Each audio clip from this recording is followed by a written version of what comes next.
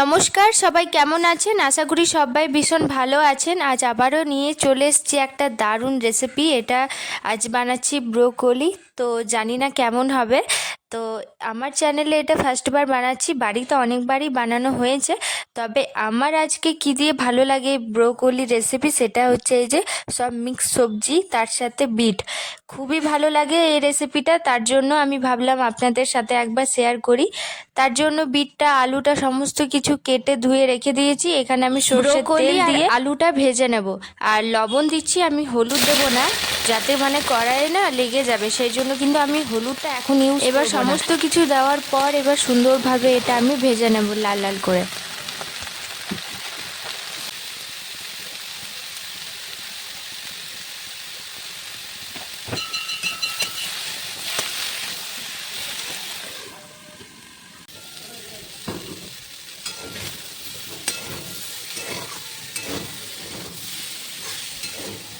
সমস্ত সবজিটা ভাজা হয়ে যাওয়ার পর আমি উঠিয়ে নেব। তারপর ওই সর্ষের তেল দিয়ে একটু দিচ্ছি শুকনো লঙ্কা আর জিরে আর সর্ষে, আর দিচ্ছি তেজপাতা। ওই চারটাকে আমি ভালোভাবে একটু বাদামি রঙের যে রং চলে আসবে, ব্যাস। তারপর দিচ্ছি একটু পেঁয়াজ, ক্যাপসিকাম আর মটরশুঁটি আর বিট দিয়ে এটাকে একটু লাল করে ভাজবো।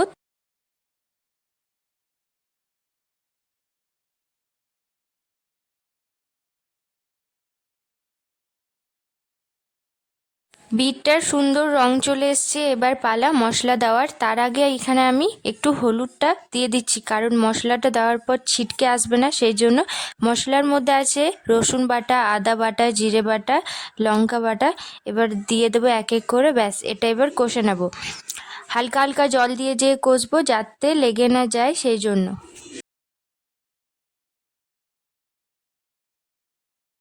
মশলাটা 20 মিনিট ভাজার পর এখানে আমি ব্রোকলি আর আলুটা ভেজে রাখা সেটা আমি দিয়ে দিচ্ছি। এবারও ভালোভাবে ভেজে নেব। এবার দিচ্ছি কেটে রাখা কিছুটা টমেটোটার সাথে ভালোভাবে এটা মিক্স করার পর এখানে আমি দিয়ে দিচ্ছি জল।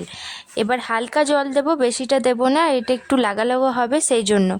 ব্যাস, তারপরে এটা প্রায় 15 মিনিট এইভাবেই ফুটতে দেব। এবার আসছি কিছুক্ষণ পর। সবজিটা ফুটে যাওয়ার পর আমি ঢাকনাটা খুলে দেখে নেব যে হয়েছে কি না। সমস্তটা সেদ্ধ হয়ে গেছে। এই যে আমাদের রেডি ব্রোকলি আর আলুর একটা দারুণ রেসিপি। এই রেসিপিটা কিন্তু খুবই ভালো লাগে, আপনারা হলেও বাড়িতে বানিয়ে দেখো। তো বাই, রাধে রাধে।